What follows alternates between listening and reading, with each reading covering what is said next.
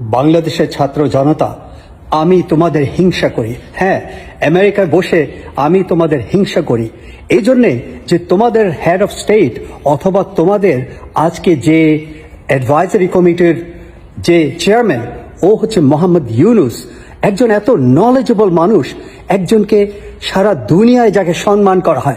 আর তোমরা দেখো আমাদের প্রেসিডেন্ট হচ্ছে Biden, he doesn't even know how to think. আবার অন্যদিকে অপোজিশন এখন হচ্ছে ট্রাম্প, অ্যানাদার স্টুপিড গায়। তো মোহাম্মদ ইউনুসকে তোমরা পেয়ে তোমরা যে কত ভাগ্যবান, আমার তো মনে হয় আমার তোমার হিংসায় আমার মন জ্বলে যাচ্ছে তোমাদের জন্যে।